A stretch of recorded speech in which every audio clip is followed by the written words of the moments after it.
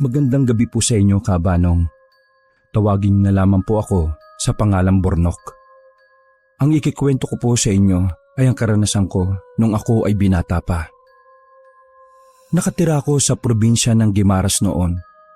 Simple lang naman ang pamumuhay namin.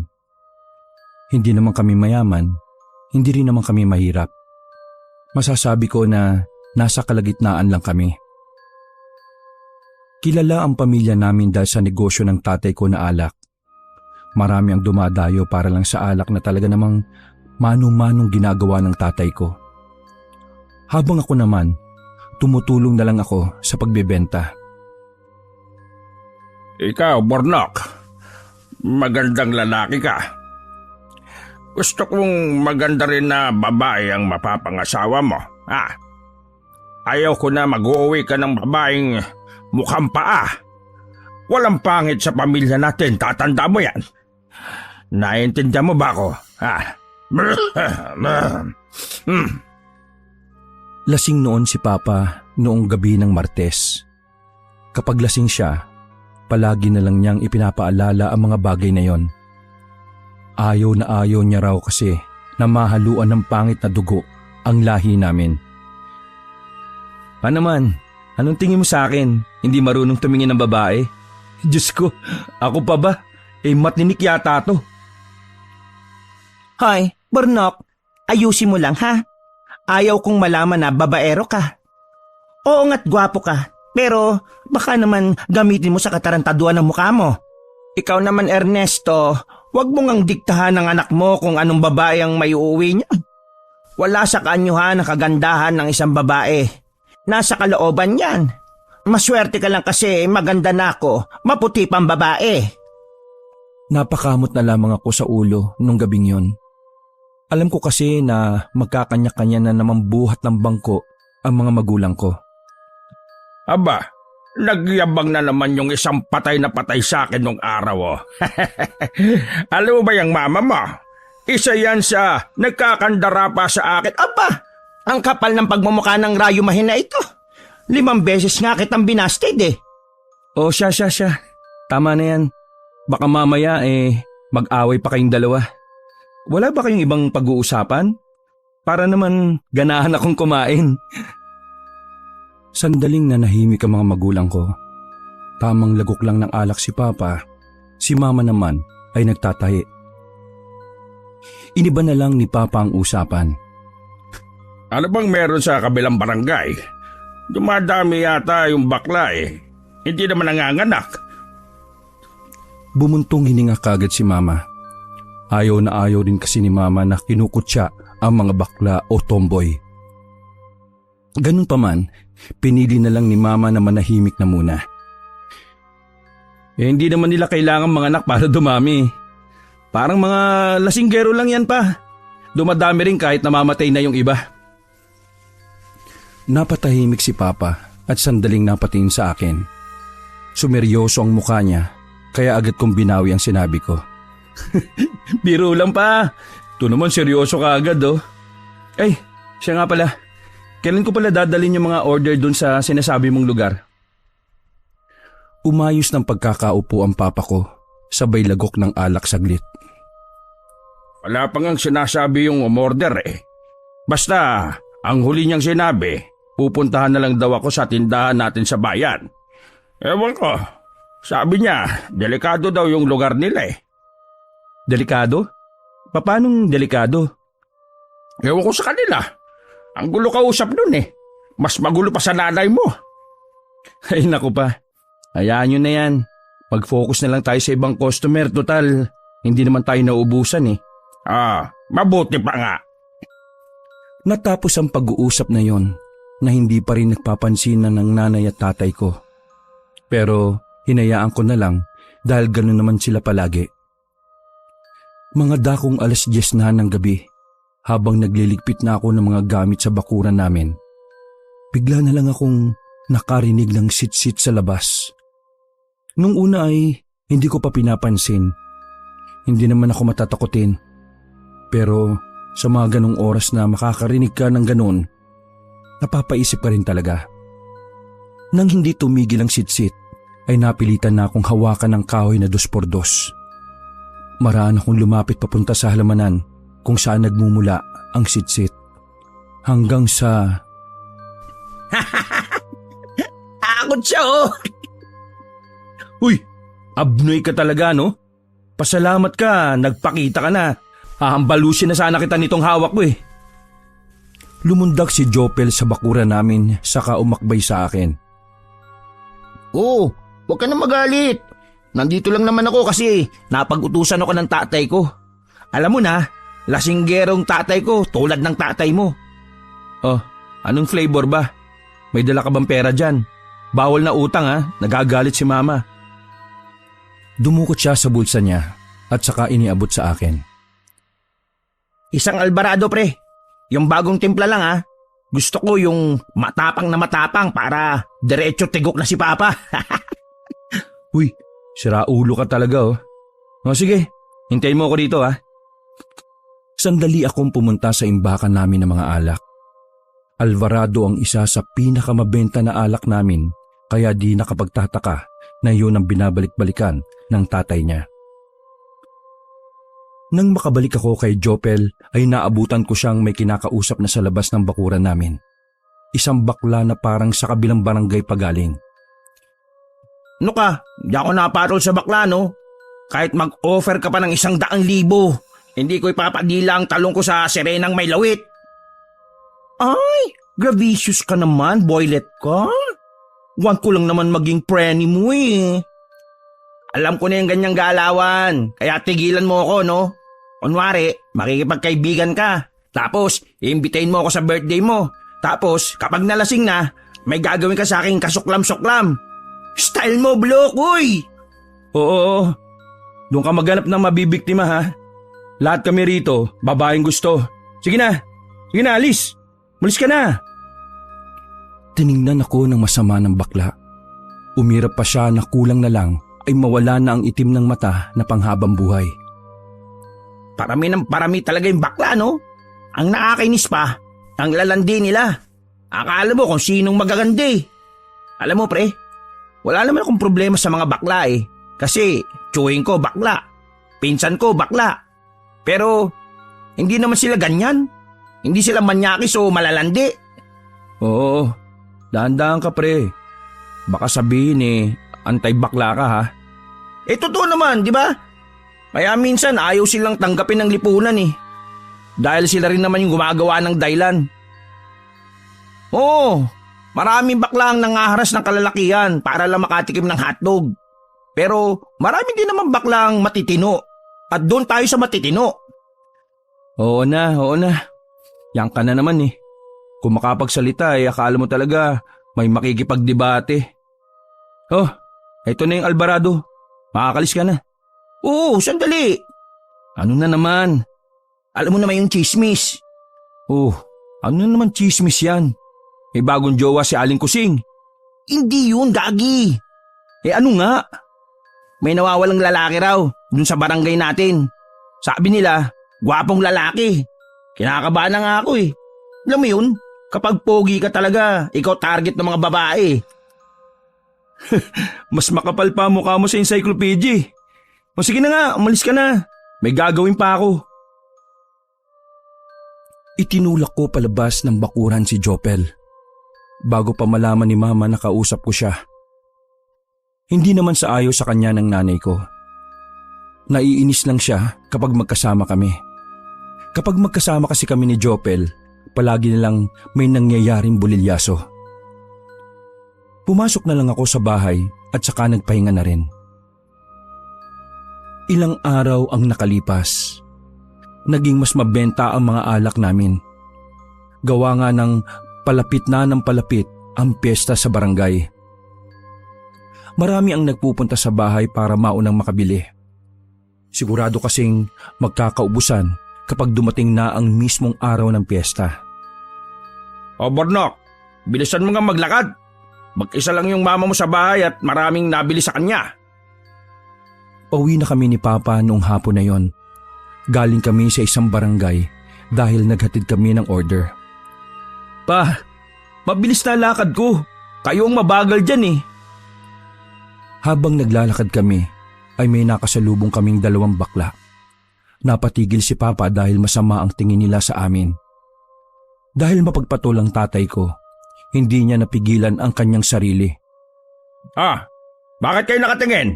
May gusto ba kayo sa amin? Biglang natawa ang dalawang bakla.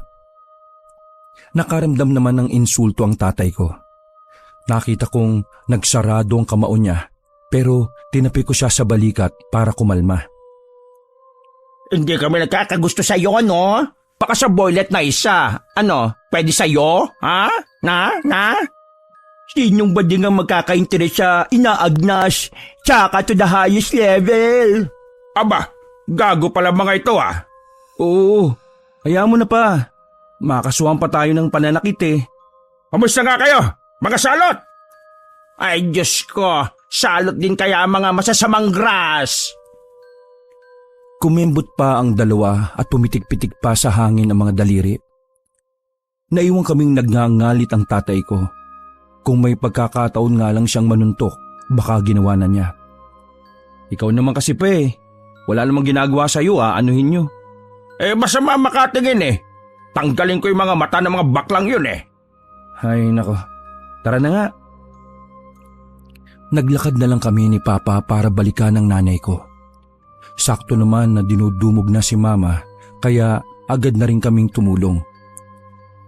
Inabot na kami ng gabi sa pag-aasikaso ng mga bumibili.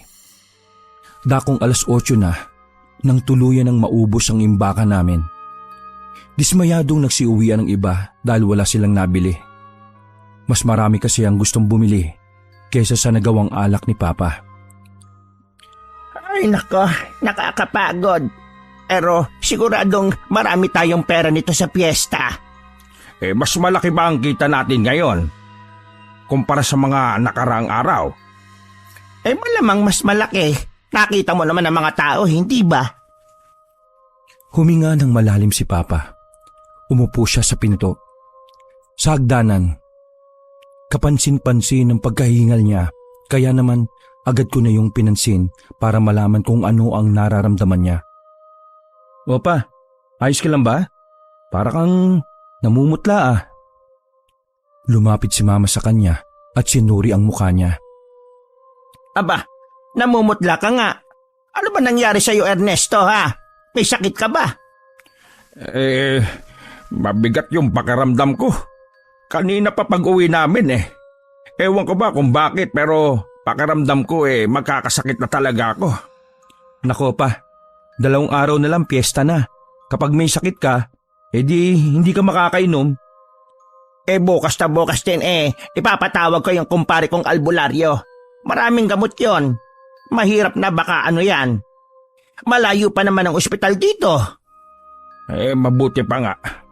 Gusto kong walang sakit sa piyesta. Dapat lasing ako noon. Ayaw kong nakaratay lang ako sa higaan, no? Ay, sige na. Magpahinga ka na muna. Kami na ni Bornok ang bahala rito. Ay, sige. Ihiga na muna ako. Dahan-dahan na pumasok ng bahay ang tatay ko. Halatang halata talaga sa kanya ang pagiging matamlay. Ano bang ginawa niyo at bakit bigla na lang nagkasakit ang kalabaw natin? Hindi naman yan dinadapuan ng sakit kahit matulog pa yan sa bubungan ng tanghaling tapat Ko nga po hindi ko rin alam Bigla na lang siyang nagkaganyan. Ay di bale, malalaman natin yan bukas. Sana lang talaga gumaling siya. Sabik na sabik pa naman yan sa piyesta palagi. Opo, gagaling yan si Papa. Mas matibay pa katawan niya sa Diablo Natawa na lang kami pareho ni Mama sa biro na yon. Pero ang tawanan na yon ay nawala nang makalipas na ang ilang oras. Madaling araw na nang maramdaman namin ang sobrang init ng katawan ni Papa. Para siyang nag-aapoy. Tapos may sinasabi si Papa na hindi namin maintindihan. Para siyang nananaginip na hindi mo mawari. Diyos ko, ang tatay mo, parang nasa impyerno. Napakainit. Magpakulo ka nga ng tubig tapos lagyan mo ng suka. Ho? Bakit mainit na tubig na may suka? Ipapaksiw po ba si Papa? Ay, tangang bata ka. Sumunod ka na nga lang. Bilisan mo. Hambalusin kita ng bangkito eh. Agad kong sinunod ang nanay ko. Nagtiwala na lang ako sa gusto niyang gawin. Si mama kasi, marami siyang alam sa mga tradisyon na paraan. Galing kasi siya sa lugar na kung saan ay maraming albularyo. Kaya siguro marami siyang natutunan sa panggagamot. Matapos lang ang ilang minuto ay dinala ko na rin kay mama ang tubig. Umuusok pa yon nang iabot ko. Ay nako, Burnok. Kailan mo pa ba huling ginamit ang otak mo, ha? Lalapnusin mo ba yung tatay mo? Siyempre, gawin mong maligamgam. Haluan mo ng malamig na tubig. Ay, sorry po ma. Natatarantan na rin kasi ako ng mga oras na yon. Kaya sobrang lutang ako kung mag-isip. Nang malagyan ko na ng malamig na tubig ay sinimulan na rin ni mama ang pagpunas kay papa. Ilang minuto lang ang nakalipas ay bumaba na rin ang temperatura ng tatay ko. Ang hindi ko lang maintindihan nun, habang pinupunasan ni mama si papa, nakakaramdam kami ni mama na parang may nanunood sa amin. Bukas ang bintana nun sa sala, pero wala namang nakadungaw. Medyo mababa na ang init ng papa mo. Isara na lang ang bintana para walang pumasok na lamig. Lumapit ako sa bintana. Dumungaw pa ako sa labas pero wala naman akong nakitang kung ano. Sa parehong oras din na yon ay nagkamalay na rin ang tatay ko. Pawis na pawis siya na akala mo ay tumakbo ng malayo. Hingal siyang bumangon at sumandal sa dingding. Tinanong niya kami kung ano raw bang nangyari at bakit may nanunood sa amin. Nagkatinginan kami ni mama. Sinubukan naming baliwalain yon. Iniisip namin, baka parte lang yon na mataas na lagnat ni papa. Kaya kung ano-ano na lang ang sinasabi niya. May tao. Nakatingin sila oh. Nakatingin. Sino ba yung mga yan? Nagsasalita si papa habang nakapikit. Gising ang diwa niya. Pero kapag tinatanong namin, hindi na siya nagsasalita. Hindi siya sumasagot. Hinayaan na lang muna naming magpahinga si papa. Natulog na sila ni mama habang ako naman ay nagbabantay sa kanila. 2 oras lang ang itinulog ko noon. Pagdating ng umaga, muli na namang nilagnat ang tatay ko. Dahil doon, hindi na kami nakagawa ulit ng alak. Kaya inaasahan kong wala kaming kikitain sa araw na yon. Burnok, pumunta ka nga sa Barangay 5. Hanapin mo roon si Kanjo. Sabihin mo na nilalagnat ang papa mo at hindi nawawala ang lagnat. Dali ka! Tumango lang ako kay mama at dali-dali akong lumabas ng bahay. Partida, wala pa akong almusal at maayos na tulog ng mga sandaling yon. Habang naglalakad ng mabilis patungo sa barangay, nakasalubong ko naman si Ilyana, ang babaeng ilang buwan ko nang nililigawan. Burnok, saan ka pupunta? Sandali akong tumigil para kausapin siya. Nilalagnat kasi ang tatay ko eh. Kailangan niyang magamot. Pupunta ako sa albularyo. Bakit? May sakit ba ang tatay mo? Medyo naiinis na ako nun. Kasi kung kailan ako nagmamadali, paulit-ulit pa talaga siya pero dahil mahal ko siya, ginawa ko ang makakaya ko para makapagtimpi. Bumuntong hininga na lamang ako bago sumagot. Oo eh. May sakit nga siya. Pwede ako makatulong. Kaya ko siyang gamutin. Manggagamot ang lol. Hindi. Mas nagtitiwala si mama sa albularyo eh. O sige na, mauna na ako ha. Sandali.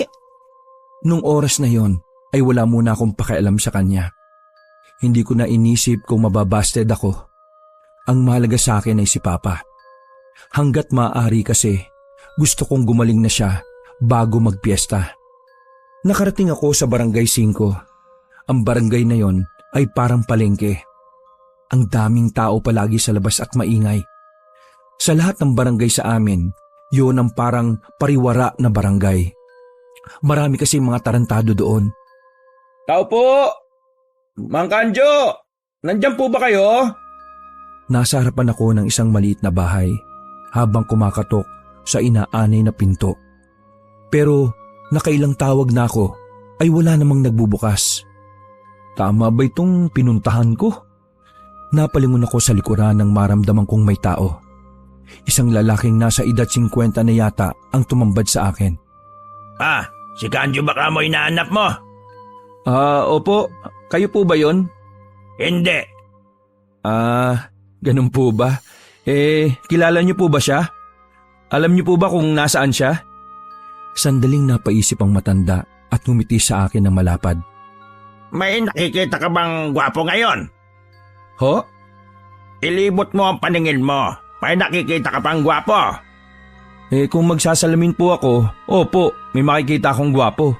Pero wala naman po ako sa salamin kaya wala akong nakikita. Anong tingin mo sa akin? Manong, wala po akong panahon para makipagbiruan Nilalagnat po kasi yung tatay ko at hindi nawawala ang lagnat niya. Kung ano-ano yung sinasabi niya at hindi namin alam kung ano yun. Kung hindi niyo po matuturo sa akin si Mang Kanjo, aalis na po ako. Teka. Nasa harapan mo na si Kanjo. Sadyang bulag ka lang at hindi mo tanggap na dalawa tayong magandang lalaki rito. Ho? Kayo po si Mang Kanjo? Ako nga. Pinatawag kayo ni Mama sa akin si Mama Lucille. Nag-iba ang itsura ng mukha ni Mang Kanjo. Nakita ko sa reaksyon niya ang kakaibang saya at pananabik. Si Lucille baka mo? Anak ka ni Lucille? Opo. Bakit po? Tara na agad. Sandali hintayin mo ako rito. Kukunin ko lang yung mga gamit ko. Napanganga na lang ako sa kanya. Hindi ko maintindihan kung bakit parang sobrang excited siyang makita si Mama. Ayaw ko sanang isipin pero pakiramdam ko may kakaiba silang pinagsamahan noon ng nanay ko. Ganun pa man, hindi yun ang mahalaga sa akin noong mga oras na yon. Ang mahalaga lang sa akin noon ay gumaling si Papa bago magpiesta. Lumarga na kami ni Mang Kanjo pabalik sa bahay namin. Nadaanan ko pa nga si Jopel at sumama na rin patungo sa amin. Bibili kasi sana siya ng alak, wala naman kaming nagawa ni Papa noon. Pagdating namin sa bahay ay agad na tinulak ni Mang Kanjo ang pinto. Nakapamewang pa ito at taas noong nagsalita. Lucille, kaibigan ko. Nandito na ako para iligtas yung jowa mo. Ho? Jowa? Naabutan namin si Mama na inasikaso pa rin si Papa. Tumayo siya at nilapitan kami. Diyos ko, Kanjo, gamutin mo nga itong asawa ko.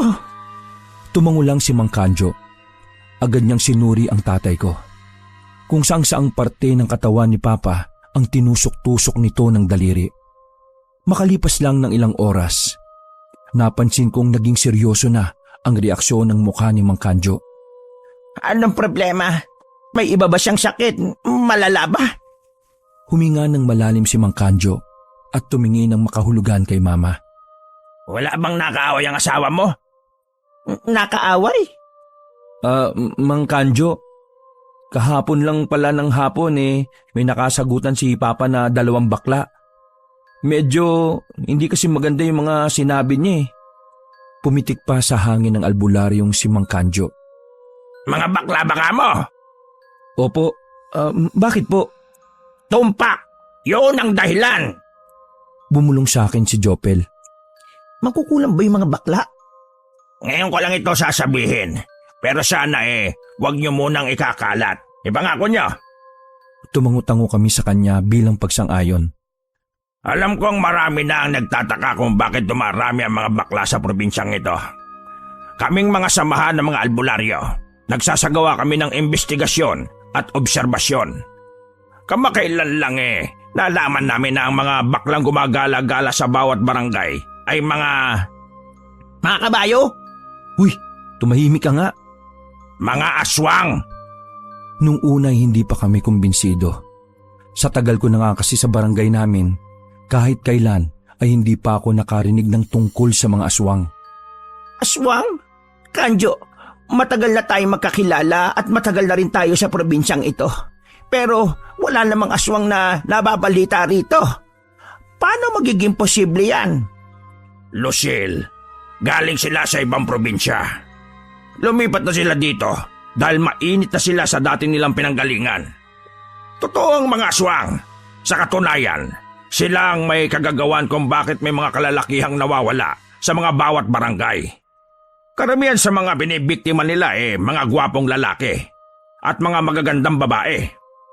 Napalunok na lamang ako ng laway kabanong habang sinasabi niya yon. Bakas naman sa kanyang muka ang pagiging seryoso. Hindi siya gagawa ng kwentong ganon ng basta-basta. Dahan-dahan lang sila kung kumilos. Paunti-unti. Hanggang sa maubos na nila ang mga punteriya nila.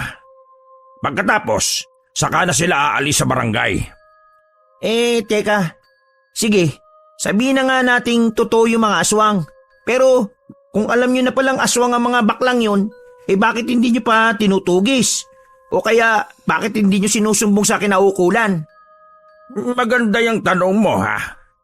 Sa katunayan, hindi pa tapos ang investigasyon ng mga albularyo. Bawal kaming kumilos hanggat walang sabi ng nakatataas sa amin. Isa pa, hindi kami pwedeng basta na lang na ituro sila bilang aswang. May kakayahan silang itago ang pagiging aswang nila. Sa madaling sabi, hindi mo basta-basta malalaman na aswang ang isa sa kanila. Kahit pag gumamit ka ng bawang o kahit na anong pangontra. Malalaman mo na lang kapag ikaw na mismo ang nakakita. Kaya mahirap agad kumilos. Isang pagkakamali lang mayayari kaming lahat. Napahawak sa dibdib ang nanay ko. Binigyan ko naman siya kaagad ng tubig. Naku, magpipiesta pa naman. Kaya nga dapat maging mapagmasid kayo sa lugar ninyo. Hindi nyo alam na baka isa na sa kanilang nakakasalubong o nakakausap ninyo. Mang Kanjo, ibig niyo bang sabihin aswang din yung nakasagutan ni Papa? Dahil sa nangyari sa papa mo, oo. May nakakapa rin ako sa katawan ng papa mo na ilang bakas ng aswang. Pero huwag kayo mag-alala. Simpleng sakit lang yan. Hindi naman malakas ang aswang na gumawa niya sa kanya. Kaya wala kayong dapat na ikabahala. Pero anong pwedeng gawin para mawala ng lagnat niya? Ay sige, kumuha kayo ng karayom. Sinunod yun ni Mama at saka iniabot sa albularyo ang maliit na karayom. Nagulat na lang kami kabanong ng tusukin ng Mang Kanjo sa daliri ang tatay ko. Tapos piniga niya ang daliri para mas lalong lumabas ang dugo. Pagkatapos noon ay may kinuwang langi si Mang Kanjo sa bag niya. Pinaamoy niya yun kay Papa. Ilang minuto lang ay nagkamalay na rin si Papa. Nawala na rin ang init ng katawan niya. Kanjo, nandito ka pala. Gusto mo bang pambihira ka pare? Kagigising at kagagaling mo lang alak na kaagad ang nasa isip mo. Mabuti pa magpahinga ka muna. Bumangon si Papa na parang wala nang nangyari. Nagtataka kami ni Mama pero masaya kami noong mga sandaling yon. Pinagabot mo ba ako? Sabi ko na nga ba anong nakikita mo habang wala ka malay? Nakikita ko. Sandali, teka ha. Ano nga ba? Basta. Parang may nanonood sa akin Marami sila. Pula mga mata tapos mga yung nakaribon sa buhok. Basta ganon. Tumingin sa amin si Mama si Mang Kanjo. Parang sinasabi nito na tama nga ang hinala niya na mga baklang aswang ang gumawa nun kay Papa. Saktong kinabukasan, gumaling na si Papa. Pero hindi pa rin namin siya pinagawa ng alak. Nakalaan lang ang araw na yon sa pagdiriwang namin ng piyesta. Habilin kasi sa amin ni Mang Kanjo na huwag papagurin si Papa. Naniwala na rin kami noon na aswang nga ang mga bakla na kumakalat sa bawat barangay. Ganun pa man, hindi pa rin namin ipinagkakalat ang mga bagay na yon. Para na rin makaiwas kami sa mga baklang aswang. Pwede kasi kaming punteryahin ng mga aswang sa oras na malaman nilang may alam na kami. Samantala, mag-isa akong naglakad ng tanghali para kunin ang ulo ng baboy na inorder namin sa kakilala ni Papa. Bigla ko na namang nakasalubong si Ilyana. Malayo pa lang, tanaw ko na ang nagtatampo niyang muka. Ilang araw na rin kasi kaming hindi nakakausap. Hinintuan ko siya para kausapin. Total, hindi naman ako gaanong nagmamadali. Ilyana, pasensya ka na kahapon ha. Nagmamadali lang talaga ako. Emergency. Ngumiti si Aliana nang malapad sa akin at tinaplos ang mukha ko. Ayos lang, naiintindihan ko. May gagawin ka ba mamayang gabi? Mamayang gabi? Di ba piyesta? Baka hindi ako pwede. Ay, sayang. May sasabihin pa naman sana ako. May sasabihin ka? Bakit hindi pa ngayon? Bakit mamayang gabi pa? Gusto ko kasi gabi para romantic. Basta mamayang gabi, sa ilog, maghihintay ako. Dumating ka man o hindi. Naglakad na siya paalis at hindi man lang ako nakapagsalita. Masyado kong napaisip sa gusto niyang sabihin. Namalayan ko na lang na wala na pala siya sa paningin ko. Nang magpatuloy na ako sa paglalakad, hindi ko na naiwasang mapangiti. Iniisip ko kasi na matatapos na rin ang ilang buwan kong pandiligaw sa kanya. Pero nawala ang ngiti ko na yon nang maalala ang isang bagay. Ay! Oo nga no. Ilang buwan na akong nanliligaw sa kanya pero wala pa akong alam tungkol sa buhay niya. Bakit kaya ayaw niya akong ipakilala sa pamilya niya? Gwapo naman ako. Napapailing na lamang ako. Yun ang isa sa mga matagal ko nang iniisip. Bagay na nagbibigay ng kaunting pag-aalangan sa kanya. Nakuha ko ang ulo ng baboy ng oras na yon. Ako ang naatasang maglitsyon nun habang si mama naman ay abala sa pagluluto ng iba pang putahe. Maya-maya lang ay lumapit sa akin si Papa. Habang daladala ang isang tasa ng tsaa. Umupo siya sa gilid ko habang naglilitsyon ako. Hoy, Bornok, naniniwala ka ba na aswang yung gumawa sa akin noon? Kaya ako nagkasakit? Ayon nga sa sinabi ni Mang Kanjo, aswang nga po daw. Bakit pa? Nagdududa ka ba sa kanya? Di naman. Kilala ko kasi si Kanjo dati pa eh. Magaling siyang albularyo. Hindi lang ako makapaniwala na aswang pala mga baklang yon. Nagtutugma naman ang sinabi ni Mang Kanjo eh. May mga nawawalang lalaki sa barangay natin. Kanina nga lang sa kabilang barangay, narinig kong may nawawala na namang mistisong lalaki. Kaya kailangan ko rin yatang mag-ingat. Kinukuha na ng mga baklang aswang yung mga gwapong katulad ko eh. Ay naku anak, sinabi mo pa. Kinakabahan na nga rin ako eh. Oh, bakit pa? Gwapo ka pa ba? Hoy, anak lang kita. Kapag ikaw gwapo, abay, gwapo rin ang tatay. Kanino ka pa ba magmamana? Nagtawanan na lang kami ni Papa. Makalipas pa ang ilang sandali ay maririnig na ang ingay ng bawat kabahayan. Gabi kasi talaga nagsisimula ang ingay. May mangilan-ngilan kaming kamag-anak na nagdatingan mula pa sa ibang barangay. Todo asikaso na kami noon. Nang mapatingin ako sa orasan, bigla kong naalala si Iliana. Nag-alala ko na baka naghihintay na siya sa tagpuan namin. Kaya naman, nagpaalam ako sandali kay Mama. Total, may mga bisita naman kami. Sasamantalain ko na ang pagkakataong yon. Lumabas ako ng bahay. Mula sa amin papuntang ilog, mahigit 15 minutos lang naman ang lalakarin. Medyo nakakailang maglakad noong nasa kalye na ako, Kabanong. Nasa parte na kasi ako nang wala ng gaanong tao.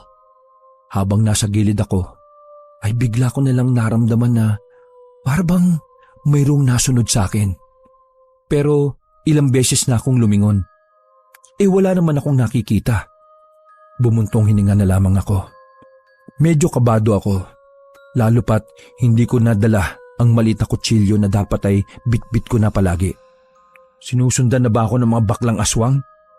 Kung sa bagay, mahilig sila sa mga gwapo eh. Dinadaan ko na lang sa biro ang mga nangyayari para kahit na papaano ay mabawasan man lang ang kaba ko. Kinuon ko na lang sa ibang bagay ang atensyon ko. At makalipas lang ang ilang minuto ay natanaw ko na ang bukana ng ilog. Bibilisan ko na sana ang lakad ko nang bigla na lang may humila sa akin papunta sa madilim na sulok. Papalag na sana ako nang marinig ko ang boses na pamilyar sa akin. Oo, kalma mo itlog. Ako ito si Jopel.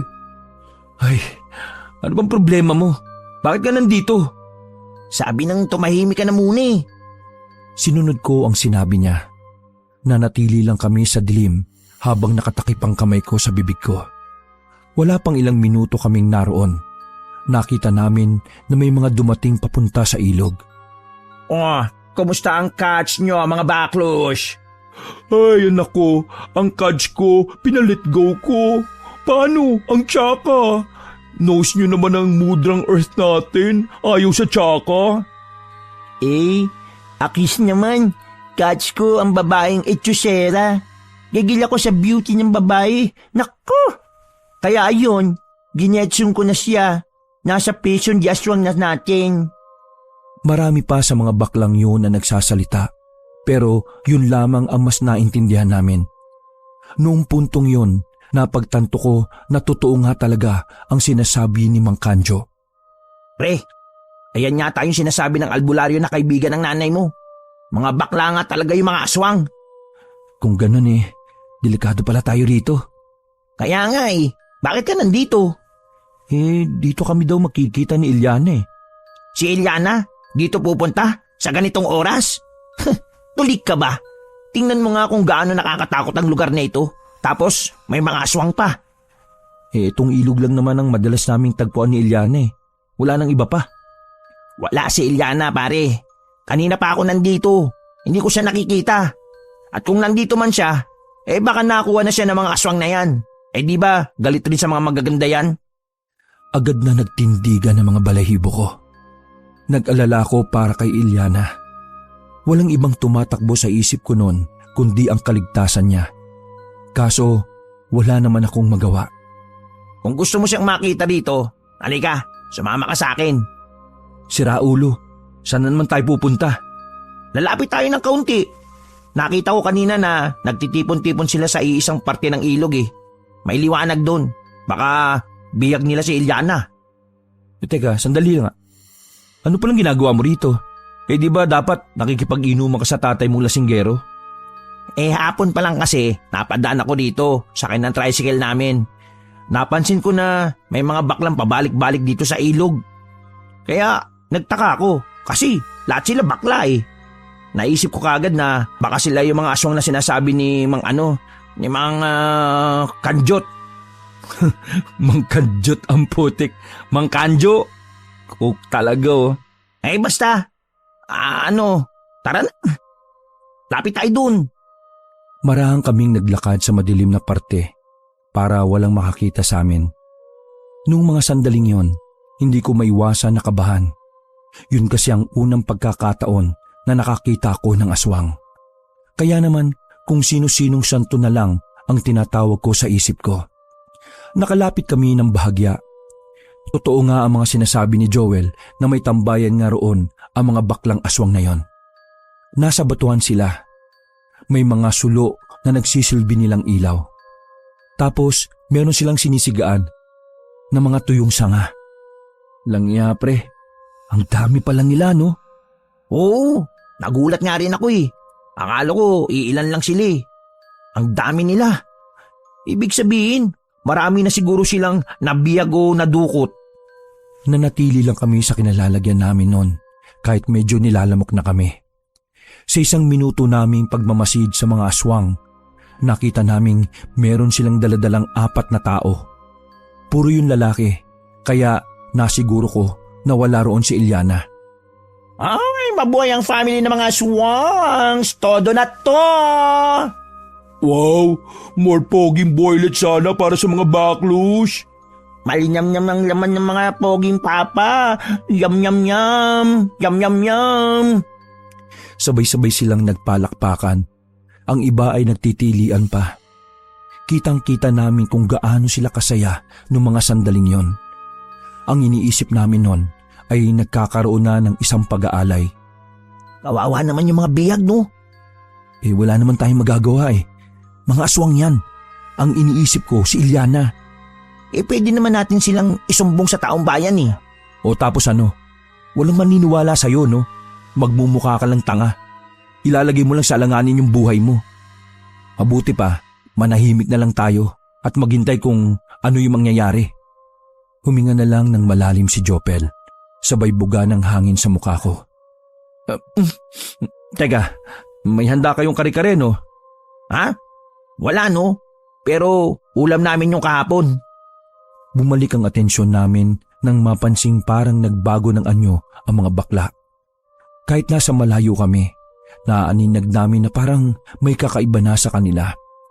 Nakumpirma lang namin yun nang ilan sa kanila ay nakita naming may pakpak na. Ayan na, naging aswang na yung mga bakla. Grabe, ganyan pala talaga yung mga aswang no. Hindi ako makapaniwala.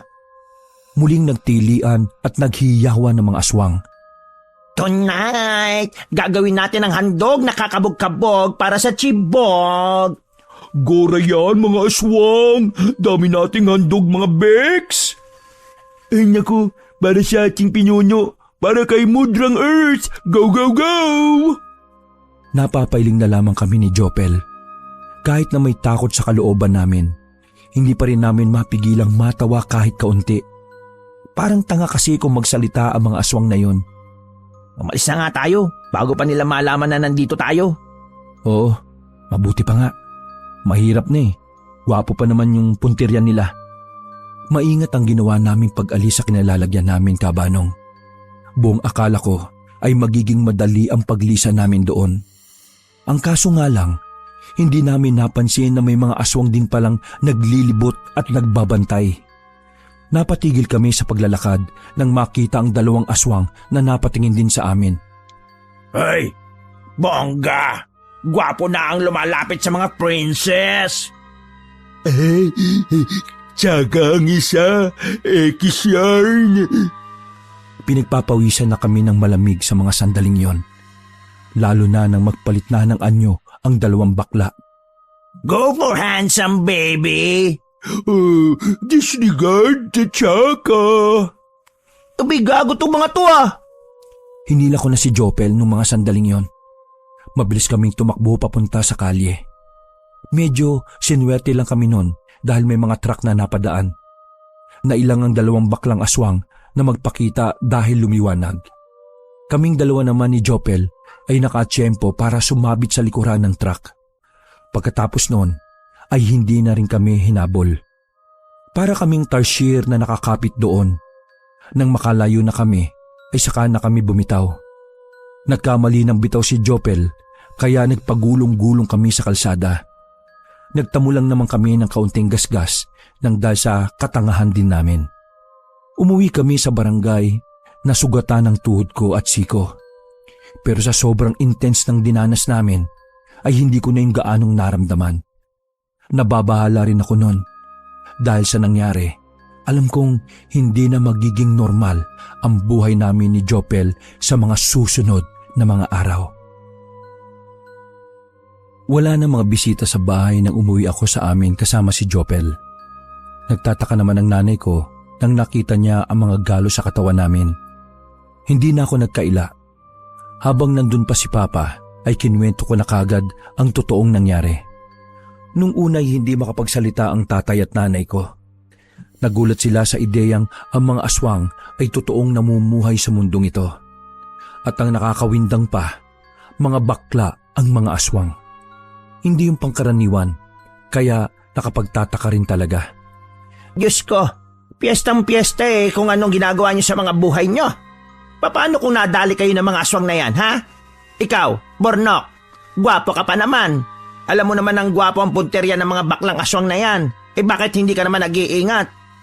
Napakamot na lamang sa ulo si Jopel. Hinihintay niya siguro na banggitin din siya ng nanay ko. Ma, sa tingin ko kailangan na nating makausap si Mang Kanjo.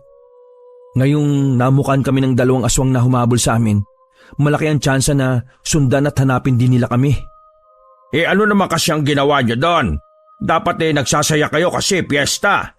Yan tuloy, napapahamak pa kayo sa ginagawa niyo. Ito po kasing si Bornok may tatagpuing babae sa ilog. Buti na lang, nandun rin ako, kaya pinigilan ko siya. Kung hindi, nako, baka nakuha na rin siya at ginawang alay ng mga baklang aswang. Ano? May tatagpuing babae? Teka, Bornok, maganda ba yan? Ngumisi ako kay Papa. Siyempre pa, maganda. Maganda nga pero parang hindi nasisikatan ng araw sa sobrang putla. Oh, epal na naman to. At teka, ano nga gagawin natin ngayon? Baka hanapin nga kayo ng mga aswang. Ma, kailangan natin si Mang Kanjo. Marami siyang alam sa bagay na ito. Ang mabuti pa, dumito na muna kayo sa bahay. Pati ikaw, Jopel. Kahit hindi ka gwapo, baka pati ikaw madali kasi may kasalanan kayo. Kagaya po ng nangyari sa inyo? Siniko ko si Jopel para hindi na niya masabi pa ang ikagagalit ng tatay ko. Inasikaso kami ni Mama. Nilagyan ng paunang luna sa mga galos namin.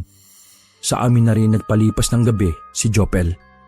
Kinabukasan, maaga kaming nagising dahil sa paulit-ulit na katok na nanggagaling sa labas. Ako na ang nagkusang bumaba dahil natutulog pa ang nanay at tatay ko. Pagbukas ko ng pinto ay bumungad si Mang Kanjo. May dala siyang dyaryo. Galing daw ang dyaryo sa kabilang barangay kung saan madalas na namamataan ang mga aswang. Inagaw ni Jopel ang dyaryo at binasa ang nasa headline. Mga aswang, kumukuha na rin ng pangit. Napangiwi si Jopel matapos basahin ang nasa unang pahina ng dyaryo. Bumarito ako dahil gusto ko kayong balaan. Wala na silang pinipili. Ewan ko kung bakit. Pero palagay ko, nagmamadali na sila sa kung ano man ang gusto nilang mangyari. Kaya kahit hindi gwapo o maganda sa paningin nila, kinukuha na nila. Ang barangay na ito na ang susunod na tatambayan at babantayan nila. Kailangan na nating ipaalam sa mga tao, lalo na sa pamunuan ng barangay, bago pa mahuli ang lahat. Napaupo ko sa sofa sa mga sinabi ni Mang Kanjo. Parang sumakit ang ulo ko. Pakiramdam ko, responsable ako sa lahat.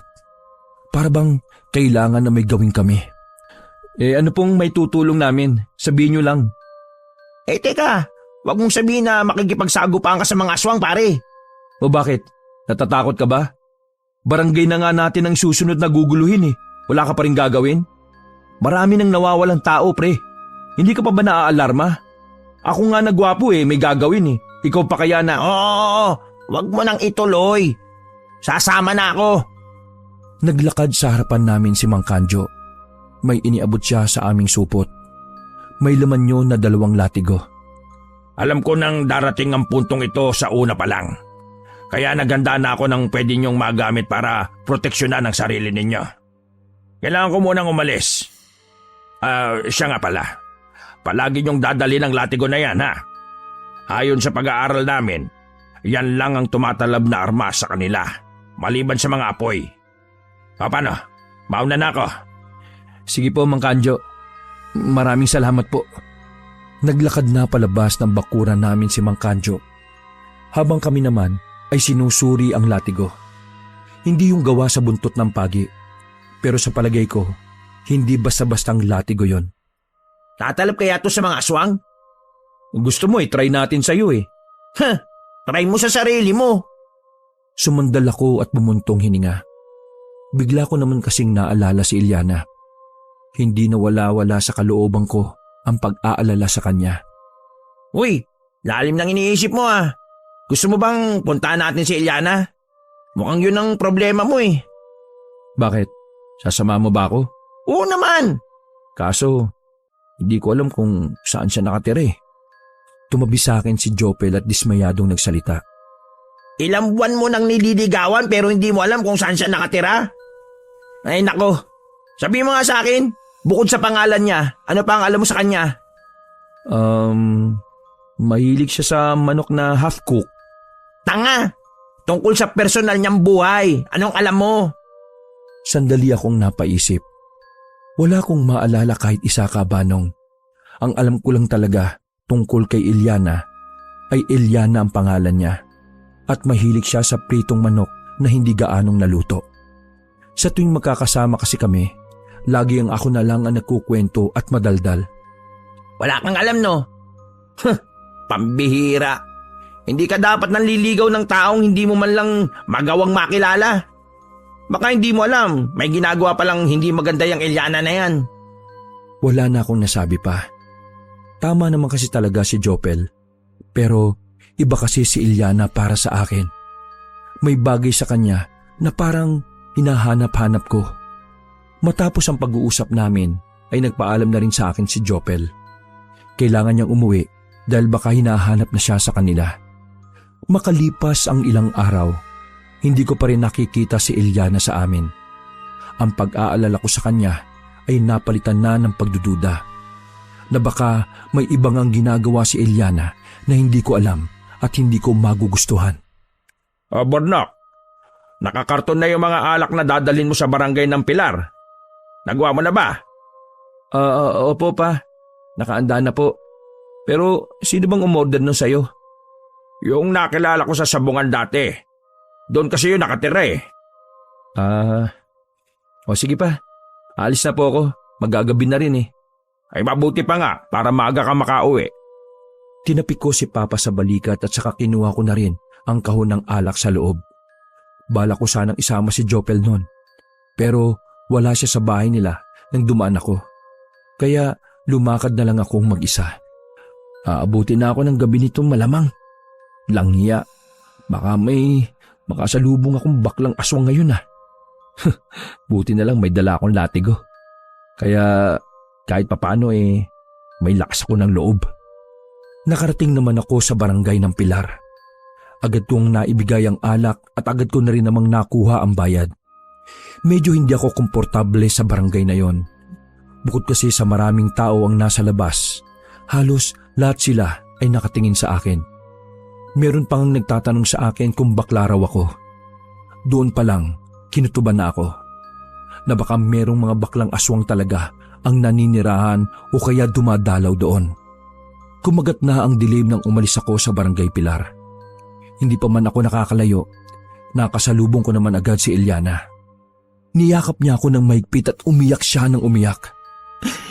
Patawarin mo ako kung hindi ako nakarating. Patawad. Teka, bakit ka umiiyak? Ano bang problema? Ayos lang naman sa akin yun, no? Ang mahalaga, ligtas ka. Tumingin siya sa akin ng mapungay ang mga mata. Hindi ako nakapunta kasi itinakbo sa ospital ang nanay ko nung gabing yon. Ngayon lang ako nakapagpakita sa iyo dahil nahihiya ako. Ano ka ba naman?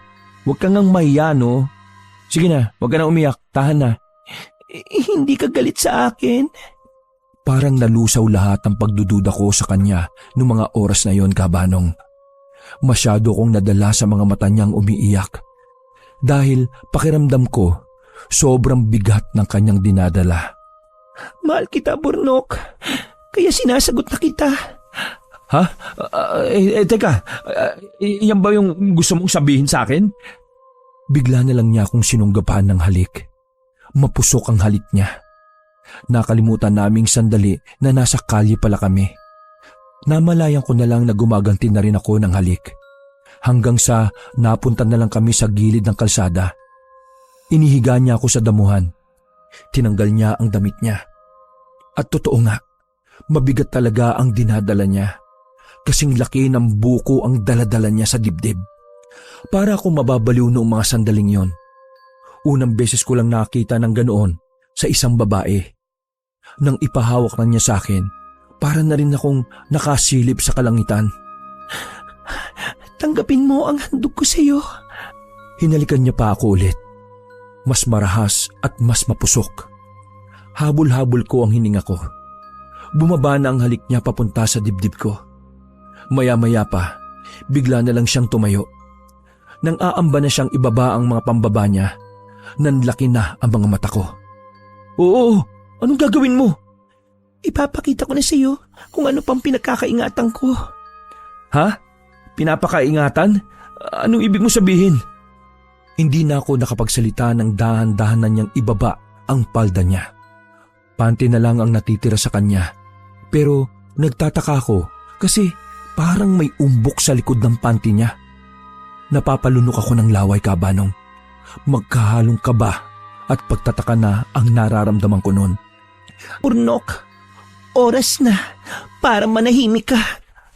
Pagbaba niya ng panty, nagulat na lang ako, Kabanong, nang maaninag ko na parang may nakalawit. Mas nakita ko pa nang maliwanagan ng buo niyang katawan nang may mapadaang truck. Ay pusang gala, Eliana! Bakit may talong ka? Simple lang. Tsorba din ako. Ha? Lalaki ka? Ano sa tingin mo? Ay punyemas! Niloko mo ko! Ano to? Ispadahan tayo? Pero minahal kita, Bornok. Hindi ka pwedeng maging hadlang sa mga plano namin. Mamamatay ka na ngayon dahil marami ka nang nalalaman. Nangisay-ngisay si Eliana. May nakita na lang akong lumabas na pakpak sa likod niya. Napangangako sa nasaksihan ko. Hindi ko naisip na gamitin ang latigo. Aswang ka? Baklang aswang ka? Nang aktong lulundagan na sana ako ni Eliana, nang biglang dumating si Jopel. Hinagupit niya ng latigo si Eliana. Nang isay-ngisay si Eliana nang tamaan ni Jopel ang talong niya. Dahil doon, sinamantala na ni Jopel ang pagkakataon para hilahin ako paalis doon. Sabi ko na nga ba, may tinatago yung Eliana na yan eh. May lawit palang loko. Hindi niyo ako matatakasan. Papatayin ko kayo. Hindi na namin yun pinansin. Karipas kami ng takbo ni Jopel. Hindi pa kami gaanong nakakalayo. Nakita na lang namin si Eliana na lumilipad na sa ere. Wala siyang suot na damit, kaya lawlaw ang pututoy niya. Pare, tanggapin mo na. Lalaki ang babaeng ilang buwan mo nang nililigawan. Ayan o, may lawit. Mukhang mas malaki pa kaysa sa'yo eh. Ay nako, dami mong alam. Tumakbo ka na lang. Pumasok kami sa gilid ng mga puno at nagtago sa ilalim ng makakapal na dahon. Hawak-hawak ko ang dibdib ko sa sobrang kaba. Sandali kaming nakiramdam sa presensya ni Eliana. Oh, nasan yung latigo mo? Nako, naiwan ko dun. Langya ka. Ang dali mo kasing akitin eh. Yan ang napala mo. Makikipag-ispadahan ka pa sa talong. Ilang minuto kaming nasa ilalim lang ng puno, Kabanong. Hindi na namin naramdaman ang presensya ni Eliana. Buong akala namin ay tuluyan na siyang nakaalis. Kaya naman naglakas na rin kami ng loob para lumabas sa pinagtataguan namin. Palingon-lingon pa kami sa gilid pero wala talaga si Eliana. Nagmamadali na lang kaming tumakbo paalis. Pero nakarinig naman kami ng malalakas na hiyawan ng mga bakla. Sa puntong yon, alam ko na kaagad na nagtawag si Eliana ng sangkabaklaang aswang para mas madali kaming mahanap. Kaya naman agad kaming nataranta. Wala kaming choice kundi ang bumalik sa gilid. Nasa madilim na parte kami. Sumisilip lang kami sa kalsada. Ilang saglit lang ay nakita na rin namin ang mga baklang aswang na naglalakad sa kalye. Kumikembot-kembot pa ang mga yun. Pero iba na ang kanilang mga mukha. Talagang kapag nakasalubong mo sila sa daan, maiihi ka na lang sa sobrang takot. Nandyan lang sila sa tabi-tabi. Hindi pa nakakalayo ang dalawang yon. Dali niyo sila sa akin, buhay man o patay. Oy, Modrang Earth, shocking ka ha? Why ka naman naka-boreless? Walay ka bang dress? Nag-hello world ang ahas mo, girl. Baka makatuklaw yan. In fairness, Modrang Earth ha, sa lahat ng badjing, ikaw lang ang look like girl. Pero may malatagurong hotdog, napakalaki. Jumbo, jumbo. Bigla na lang bumulagta ang huling aswang na nagsalita. Yung pala, binauna ni Eliana ang kamay niya sa dibdib ng aswang na yon. Natahimik ang mga bakla. Natakot sila sa ginawa ni Eliana. Dahil doon, nakumpirma ko nang si Eliana pala talaga ang leader nila. Papatayin ko kung sino mang insulto sa akin. Naintindihan niyo ba? Tumangot-tango lang ang mga aswang. Naglakad na rin sila palayo. Hinintay na muna namin silang mawala. Maya-maya lang ay hindi na kami nagsayang ng oras. Tumakbo na kagad kami, Kabanong. Nakalayo kami sa sobrang bilis ng takbo namin. Ang kaso nga lang, hindi namin inaasahan na may makakasalubong pa kaming dalawang aswang. Hinanda na kagad ni Jopel ang hawak niyang latigo. Naglalaway-laway pa ang dalawang aswang. Ang kulit niyo ah. Tingnan natin kung hindi kayo mangisay dito. Ay, tsaka nito, pero kibir lang, hungry na akis. Tsaka mo mukha mo. Mas mukha ka pang bayawa kaysa sa akin eh. Sa sobrang piko ni Jopel ay siya na ang unang umatake. Pinaghahagupit niya ang dalawang aswang, habang ako naman ay pasunod-sunod lang sa kanya. Nangisay na parang uod na inasinan ng isang aswang nang tamaan niyo ni Jopel sa braso. Para bang may kung anong nakakapaso sa latigo. Ano? Ha? Ano? Palag? Inaangry mo talaga, Asya. Danger ka ngayon. Tumalo ng isang aswang sa gilid ni Jopel. Napagitnaan na kami. Hahagupitin pa sana ni Jopel yon, kaso naunahan na siya nang nasa harapan niya. Nakalmot siya sa balikat hanggang sa braso niya. Dumugo kaagad yun at sandaling napatigil si Jopel. Pre, ako na kaya. Hindi mo na yata kaya eh. Watch and burn ka na lang dyan. Ano? Ako masusunog? Magsasalita pa sana si Jopel nang umatake ulit ang dalawang aswang. Nagawang makailag ni Jopel pero malaki ang epekto talaga ng kalmot niya sa braso. Hindi na niya mahagupit ng latigo ang mga aswang na yon. Kaya naman napilitan na akong agawin sa kanya ang latigo. Unang hampas ko pa lang, tinamaan agad si Jopel sa kamay. Aray! Gago! Ayusin mo! Dinadagdagan mo pa yung masakit sa akin eh. Ay, sorry. Sa wakas, handsome na ang kaharap namin. Kanina kasi handsome din eh. Handsome man ang muka. Uy, kanina ka pa nang bubuli ah. Mamaya gagawin kitang abo. Pinatabi ko na muna sa gilid si Jopel. Total, mas ako naman ang punteriya ng dalawa. At para na rin makapagpahinga si Jopel. Sige, lumapit na kayo. Simulan na natin ang sakitan na to. Pinagitnaan nila akong dalawa. Kabado ko noon, Kabanong. Wala naman kasi akong alam sa pakikipaglaban. Kahit nga sa suntukan, hindi ako marunong. Pero nung mga sandaling yon, iniisip ko na lang na kailangan kong bumawi sa lahat ng ginawa ni Jopel para sa akin. Hinawakan ko ng maigpit ang hawakan ng latigo. Ilang sandali lang, nilusob na rin nila ako. Para akong tanga na hagupit ng hagupit kahit walang tinatamaan. Pero dahil naman sa ginagawa ko, ay hindi sila makalapit sa akin. Halatang nag-aalinlangan sila. Nang makakuha ko ng tiyempo, pasimple kong nilatigo ang nasa kaliwa na medyo malapit sa akin. Napaaray ang aswang na yon. Gaganti sana ang isa, pero siya naman ang tinamaan ko. Ngingisay-ngisay na naman sila. Sinamantala ko na ang pagkakataong yon.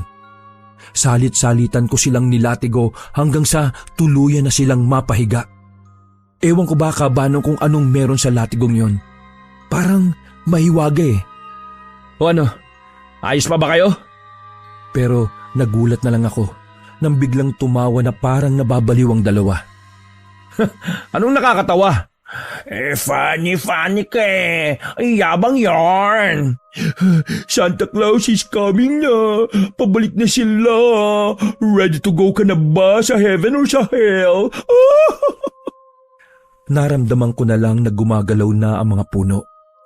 Nakita kong may mga tumatalon-talon doon. Nagtindigan kagad ang mga balahibo ko nang mapagtanto na bumalik sila Eliana. Pre, bumalik sila Eliana. Naku, yari na. Bye-bye to the world, mga person. Takbo! Tatakbo na sana ako, pero hinawakan ako ng dalawa sa paa. Oops, don't ka mag-let go. Dito ka lang, Popsy. Hoy, una na ako ha. Sira ulo to, iwan mo ako. Go ka na, Manong. Usapang beauty ite. Di ka bilong. Gagawin talaga kitang abo mamaya. Huy, wag mo akong iwang gago ka. Wala na akong nagawa ng tumakbo palayo si Jopel. Naiwan na ako roon habang hawak-hawak ako ng dalawa sa paa. Kinabahan na ako lalo nang makita ko si Eliana na sa puntong yon ay wala pa ring suot. Nakakaumay ang nakalawit sa kanya, pero mas natatakot ako para sa kapakanan ko. Akala mo ba matatakasan mo ko? Hindi. Ngayong gabi ang araw na kamatayan mo. Akala ko ba minahal mo ako? Ganito ka ba magmahal? Pumapatay? Malaking banta ka sa samahan namin. Kilala kita. Madaldal kang tukmol ka eh. Alam kong ikakalat mo rin sa lahat ng tungkol sa amin. Bago yun mangyari, magiging bangkay ka na. Hindi, nagkakamali ka. Bago ko pa malaman ng tungkol sa inyo, alam na yun ng mga albularyo. Matagal na nila kayong inoobserbahan. Nagkatinginan ng mga baklang aswang. Nanahimik lang ang mga yon nang lumingon sa kanila si Eliana. Eliana, maniwala ka sa akin. Wala akong pakialam kung sino ang unang nakakaalam. Basta lahat ng may nalalaman ay dapat manahimik. At isa ka na ron. Teka, sandali. Pwede naman natin pag-usapan to na maayos, di ba? Wala nang dapat na pag-usapan. Isang malaking kasalanan ang nagawa mo sa sangkabaklaang aswang. Tumitili ang mga aswang bilang pagsang-ayon sa sinabi ni Eliana. Sa puntong yon, parang tinatanggap ko na lang na hanggang doon na lang ako.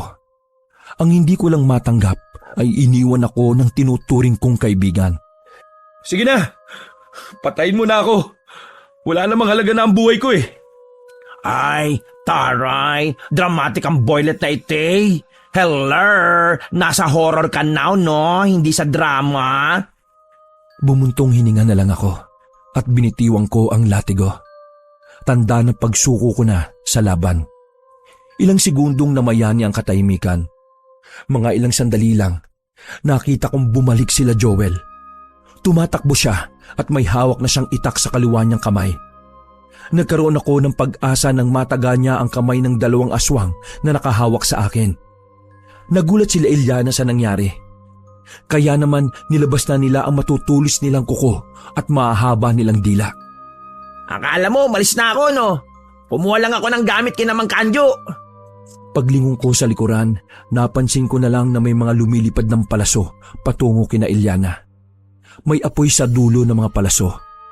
Agad naman akong hinila ni Jopel papunta sa gilid para hindi kami tamaan ng mga palaso. Narinig ko na lang na sumisigaw si Mang Kanjo. Mga kasama, oras na! Naglabasan ng ilang kalalakihan na may daladalang pana. Pinagtitira nila ng palasong may apoy sa dulo ang mga baklang aswang. Marami sa kanila ang tinamaan at nasilaban kagad ng apoy. Maraming salamat pare. Akala ko talaga iniwan mo na ako eh. Iiwan na talaga dapat kita. Kaso, nakasalubong ko lang sila eh. Sira ulo ka talaga no. Natataranta sila Eliana. Sa dami ng lumilipad na palaso sa kanila, ay hindi nila alam ang gagawin nila. Nabuhayan ako ng dugo sa mga sandaling yon. Lalo na't nakikita ko na unti-unting umaatras ang mga aswang. Ang iba ay nagliliyab na sa apoy, habang ang iba naman ay pinipilit pa ring labanan ng mga tao. Ano? Ayos ka lang ba? Opo, ayos lang naman ako. Ako duguan, hindi mo ba ako tatanungin? Tara, bilisan na natin para matalo nito mga baklang aswang. Tayo na! Lumusob si Mang Kanjo. Hinabol nila ang ibang aswang na gumagapang paakyat ng puno. Habang ako naman at si Jopel ay hinarap si Eliana. Na nung mga sandaling yon ay tinamaan na rin ng palaso. Pero agad din naman niyang napatay ang apoy. Ito ang kapalitang ginawa niyong karahasan sa mga tao. Ngayon, kayo ang mamamatay. Mahal kita, Bunok. Wag! Mahalin mo ang mukha mo. Hindi mo na ako maloloko, no? Babaeng may lawit. Hindi na ako nagsayang ng pagkakataon. Inagaw ko kay Jopel ang itak at tinaga ko si Eliana sa ulo. Pero dahil hindi naman sila namamatay ng basta-basta, tinulak ko na lang si Eliana sa umaapoy na bangkay ng kasama niya. Dinampot ko ulit ang latigo at parang batang pinaghahagupit ko si Eliana. Nakakarindi ang mga naririnig namin noon dahil puro sila tilian. Pero wala kaming pinatawad. Lahat sila ay pinagsisilaban namin ng apoy. Suyurin ang buong area. Wala tayong ititira. Hindi sila pwedeng makarating sa mga barangay ngayon. Warlahin ang mga tsaka!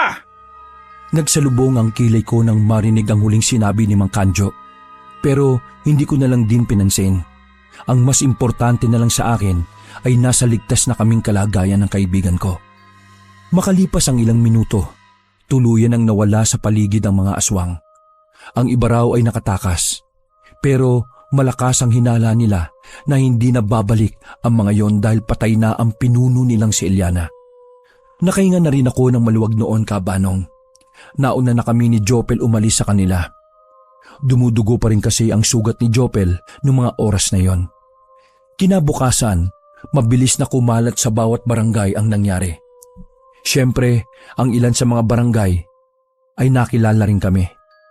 Kumbaga, parang naging sikat kami ng dahil sa nangyari. Mula nang mapuksa na namin ang mga baklang aswang, hindi na kailanman nagpakita ang mga aswang sa probinsya namin. Wala na kahit na isa ang nagtangkapang maligaw. Naging isang malaking dagok sa kanila ang pagkawala kagad ni Eliana. Dahilan para tuluyan na silang manahimik kung saan man sila naglulungga. Sa ngayon, tuloy pa rin kami ni Papa sa pagbebenta ng alak. Si Jopel naman ay nagtatrabaho na rin. Nawindang man ako sa lahat ng nangyari. Mas nawindang naman ako sa pinagtapat sa akin ni Mama. Si Mang Kanju raw at ang mga kasamahan nitong albularyo ay mga bakla rin pala. Ang naging kinalabasan pala ng laban ay labanan ng mga kanya-kanya nilang beauty. Natatawa na lang ako kapag naaalala ko yun. Pero masaya ako dahil hanggang ngayon kasama ko pa rin ang mga magulang ko. Wakas.